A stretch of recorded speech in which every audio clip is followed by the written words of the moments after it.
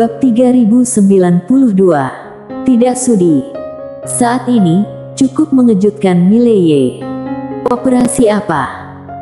Di kejauhan, di pintu masuk aula utama, seorang wanita dengan lengan patah menatap biksu dan meraung histeris.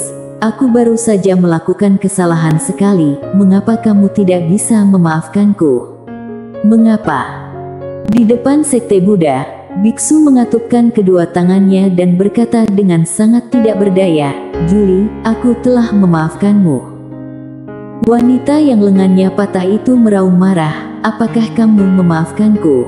Jika kamu benar-benar memaafkanku, maka kembalilah ke kehidupan sekuler dan kembalilah bersamaku." Biksu menggelengkan kepalanya, "Aku dengan tulus telah kembali kepada Buddha." Wajah wanita yang lengannya patah berangsur-angsur menjadi ganas, kuil Gupu telah dihancurkan. Saat dia berbicara, dia menunjuk dengan marah ke arah Mileye, "Dia juga akan mati karena kamu." Mileye. Biksu itu menghela nafas dengan suara pelan, "Julie, Tuan Muda Ye dan Gupu, dia jelas bukan orang biasa. Jangan memprovokasi dia, jika tidak, kamu akan dalam bahaya." Wanita yang lengannya patah itu tampak kedinginan, "Kamu rasa aku masuk dunia langit akan takut?" Biksu menyatukan kedua tangannya dan merasa sangat malu. Wanita yang lengannya patah itu menatap ke arah biksu, "Ikutlah denganku dan aku akan melepaskannya. Biarkan dia keluar dengan warisan kuil Gupu dan meneruskan dupa ke kuil Gupu ini. Jika tidak..." Saat dia berbicara, dia menunjuk dengan marah ke arah Mileye, "Aku akan membunuhnya dan menghancurkan seluruh klannya." Begitu dia selesai berbicara, cahaya pedang tiba-tiba menyambar. Wajah wanita yang lengannya patah tiba-tiba berubah drastis, tiba-tiba dia berbalik dan mengangkat tangan kirinya ke depan. Ci! Aliran darah berceceran dan tangan terakhir wanita itu langsung terbang, darah mengalir ke seluruh tanah, sangat berdarah. Mileye memandang wanita pucat itu dan sedikit mengernyit, "Apakah aku menghormatimu?" Wanita itu menatap ke arah Mileye. Meskipun salah satu lengannya terpotong, dia tidak menunjukkan rasa takut. "Kamu sangat sombong, bukan?" Mileye menggelengkan kepalanya, "Aku tidak sombong seperti kamu dan kamu membunuh orang dan menghancurkan seluruh klan di setiap kesempatan." Pada saat ini, biksu di samping tiba-tiba berkata, "Julie, Tuan Muda Ye ini bukan orang biasa. Jangan melawan dia, jika tidak, kamu akan membawa masalah pada klan sangmu." Mileye melirik biksu itu dan tidak berkata apa-apa. Saat ini, wanita itu tiba-tiba berkata dengan galak, "Apakah dia?" Saat dia berbicara, sebuah jimat Tao dan jimat terbang keluar dari tubuhnya. "Panggil seseorang." Mileye tiba-tiba menunjuk. Ci! Jimat Tao langsung dipecah menjadi beberapa bagian dan pada saat yang sama, pedang biru gaib langsung menembus alis wanita tersebut. Bang! Wanita itu membeku di tempat. Dia menatap Mileye dengan kaget, Kamu berani membunuhku?" Mileye sedikit mengernyit, "Hei, kamu selalu berpikir aku tidak berani membunuhmu." Wanita itu merasa ngeri, "Apakah kamu tidak tahu dunia langit?" Mileye menggelengkan kepalanya, "Aku tidak tahu. Bukankah aku baru saja mengatakannya?" Wanita itu menatap Mileye dan tidak berkata apa-apa. Dia bingung. Orang di depanku ini tidak tahu tentang dunia langit. Dari mana asal udik negeri ini? Mileye menatap mereka berdua, menggelengkan kepalanya, dan berbalik untuk pergi. Jiwa perempuan semakin ilusi. Pada saat itu, wanita tersebut menoleh untuk melihat ke arah biksu ke samping. Biksu itu mengatupkan kedua tangannya dan tetap diam. Wanita itu memandang ke arah biksu dan tersenyum sedih, "Itu salahku pada awalnya. Seharusnya aku tidak berubah pikiran dan menjalin hubungan dengan pria lain. Tapi, apakah kamu salah? Kalau saja kamu tidak pelatihan tertutup begitu lama, bagaimana aku bisa bersama pria lain? Jika kamu tidak mengabaikanku, bagaimana aku bisa membunuh seluruh keluargamu?" Biksu menyatukan kedua tangannya dan tidak berkata apa-apa. Di kejauhan, Mileye tidak bisa menahan diri untuk tidak melihat kembali ke wanita itu. Saat ini, dia hanya merasa wanita ini sangat menakutkan. Sambil menggelengkan kepalanya, Mileye pergi. Dia benar-benar tidak tertarik menghadapi hubungan cinta benci antara dua orang ini. Melihat Mileye pergi, biksu itu tiba-tiba mengangkat kepalanya perlahan. Dia melihat ke arah mana Mileye pergi, mengatupkan tangannya dan tetap diam. Saat ini, wanita itu tiba-tiba berkata, "Apakah kamu tidak mau melihatku?" Saat ini jiwanya sangat ilusi, jika bukan karena obsesi yang menahannya pasti sudah lama hilang. Biksu perlahan menutup matanya. Tidak mau lihat, tidak ingin lihat. Mata wanita itu berangsur-angsur berubah menjadi jahat dan segera dia menghilang sepenuhnya. Biksu mengatupkan kedua tangannya, mendesah dengan suara rendah, berbalik dan memasuki aula utama, berlutut di depan Sang Buddha dan berbisik, "Dosa apa yang telah aku lakukan?" Patung Buddha. Setelah meninggalkan kota, Mileye sedikit mengangkat sudut mulutnya. Kali ini, dia mendapat banyak keuntungan. Khususnya kitab-kitab Buddha, kitab-kitab Buddha tersebut mempunyai nilai penelitian yang sangat tinggi. Selain itu juga terdapat berbagai macam teknik inti kuil Gupu dan kesaktian keluarga Buddhis. Buka kuil Buddha. Namun, harus mencari biksu terlebih dahulu. Robin. Ketika Mileye memikirkan hal ini, dia pikir tidak apa-apa. Biksu ini cukup tercerahkan. Pada saat ini, langit di atas kepalanya tiba-tiba bergetar dan tak lama kemudian, pusaran air besar muncul di atas kepalanya. Di dalam pusaran air tersebut, sebuah bayangan melangkah ke depan. Setiap kali dia melangkah, seluruh langit seperti kerikil yang berjatuhan ke dalam air, menyebabkan riak.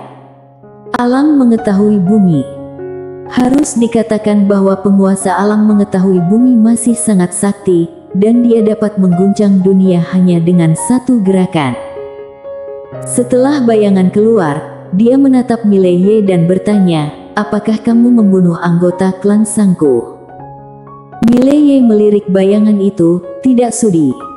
Bayangan itu tercengang. "Kenapa kamu begitu sombong? Bukankah kamu terlihat seperti seorang master?" Bayangan ingin mengatakan sesuatu yang lain. Pada saat ini, Mileye berpikir dan seuntai pedang dunia yang berarti jiwa pedang dunia naik ke langit dan seluruh langit langsung terkoyak dengan kecepatan yang sangat cepat. Sebelum sosok alam ilusi sempat bereaksi, ia langsung tertusuk di antara alisnya oleh pedang ini. Bang! Bayangan langsung terhapus. Mileye menarik pandangannya dan berkata dengan tenang, "Lemah." Setelah mengatakan itu, dia duduk bersila dan mulai mempelajari kitab Buddhis. Untuk berlatih dharma dan mengembangkan diri, teks kitab dari banyak biksu terkemuka masih sangat berguna. Namun sekarang, yang dia butuhkan adalah menggabungkan kekuatan ratusan aliran pemikiran dan menemukan jalan baru. Lagi pula, dia sekarang berada di ketertiban eksternal dan jika dia ingin berkembang, dia hanya bisa menciptakan tingkatan alam sendiri. Ia tidak lagi berada di jalur kebenaran agung. Jelas tidak mungkin menciptakan tingkatan alam dari udara yang tipis. Ia sekarang belajar dan kemudian mencipta. Adapun teknik seni bela diri dari keluarga Buddha, ia juga mempelajarinya dan belajar dari kelebihannya untuk mengimbangi kelemahannya. Namun, ia belum mempraktikkannya. Kini ia mengikuti cara sederhana ilmu pedang. Kembali ke esensi. Pedang kultivator.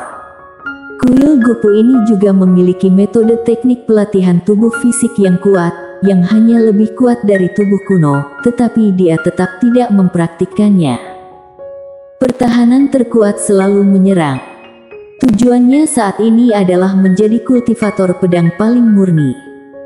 Tidak ada usia latihan, setengah bulan telah berlalu dalam sekejap mata, tentu saja, lebih dari 150 tahun telah berlalu di menara kecil. Selama lebih dari 150 tahun, dia telah membaca dan berlatih setiap hari. Baca bukunya dan lihat sifat aslimu. Yang mengejutkannya adalah menara kecil juga sedang membaca. Selama ini, menara kecil telah membaca bersamanya setiap hari. Dia tidak menyangka ini. Tentu saja ini adalah hal yang bagus. Sebaiknya menara kecil ini memiliki kultivasi, sebaliknya beberapa ucapan yang dilontarkan menara kecil ini, terutama metaforanya, sungguh seram. Pada hari ini, Mileye meninggalkan menara kecil. Ia melihat sekeliling dan melihat bahwa lebih dari 100 tahun telah berlalu di menara kecil. Selama lebih dari 100 tahun, dia hanya membaca buku setiap hari tanpa melatih teknik pedang dan dia telah membaca lebih dari 1 juta jilid kitab Buddhis. Keluarga Buddhis menekankan sebab akibat, reinkarnasi dan kehidupan selanjutnya. Dia menemukan bahwa ini agak mirip dengan Tao dari Guru Kebenaran Agung dan dia juga menemukan masalah baru di akademinya. Jalan menuju akademi masa depan. Apakah kamu ingin menjadi seperti pemilik kebenaran agung dan membangun tanah reruntuhan asali untuk reinkarnasi dunia? Jika tidak ada kematian, tidak hanya akan menyebabkan bertambahnya jumlah penduduk, tetapi juga membuat semua makhluk hidup tidak memiliki rasa hormat terhadap kematian. Sekali tidak ada rasa hormat terhadap kematian, itulah saatnya sifat manusia menjadi tidak bermoral. Lagi pula dia tidak akan mati.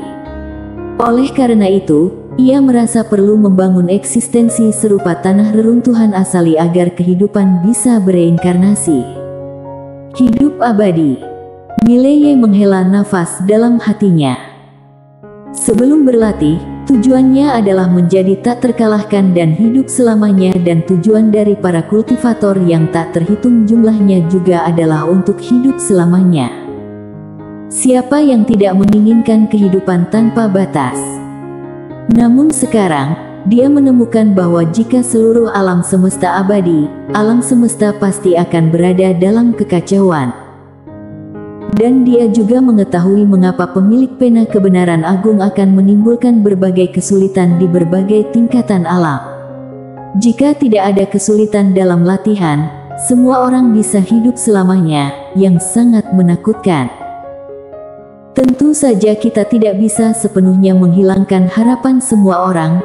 Jika kita langsung memutus jalur semua orang, itu hanya akan membuat orang-orang ini menolak.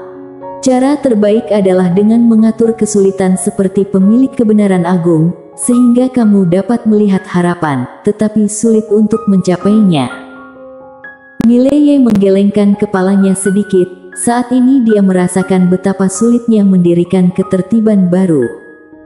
Tentu saja, dia tidak berniat menyerah. Pada saat ini, ruang dan waktu di atas kepalanya tiba-tiba retak dan saat berikutnya, seorang pria paruh baya keluar. Mileye memulihkan pikirannya dan menatap pria di tengah, dia dari klan surgawi.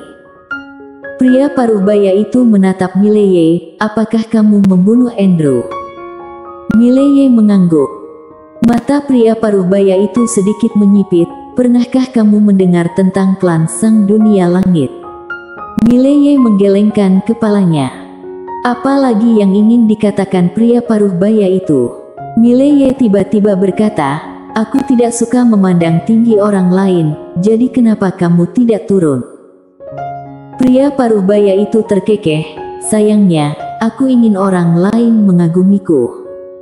Mileye mengangguk sedikit, tiba-tiba, seberkas cahaya pedang menerobos udara. Pupil pria paruh baya itu tiba-tiba menyusut dan dia meninju dan cahaya emas yang tak terhitung jumlahnya muncul. Bang! Langit meledak. Pria paruh baya itu mundur ribuan kaki jauhnya dan ketika dia berhenti, seluruh tubuh fisiknya hancur berkeping-keping. Pria paruh baya itu memandang Mileye dengan ngeri. "Kamu?" Mileye tersenyum tipis. "Akulah yang membunuh Andrew. Jika kamu bersedia mendengar alasan aku membunuhnya, aku dapat meluangkan waktu untuk mengobrol denganmu. Jika kamu tidak mau mendengarkan, aku tidak akan memaksa juga." Pria paruh baya itu memandang ke arah Mileye. "Betapa bodohnya. Aku tidak pernah menyangka bahwa kamu juga seorang kultivator pedang yang kuat. Pantas saja kamu berani membunuh anggota klan Sangku." Mileye terdiam. Pria paruh baya itu mencibir, "Jika aku tidak mau mendengarkan, lalu bagaimana?"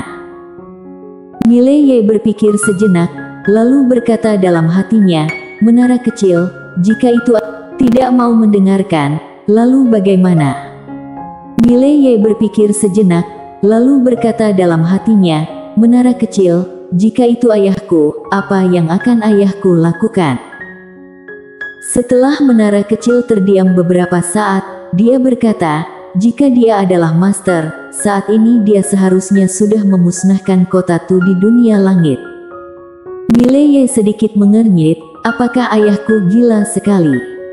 Menara kecil berkata lirih, "Apakah menurutmu si gila yang dipanggil tanpa alasan?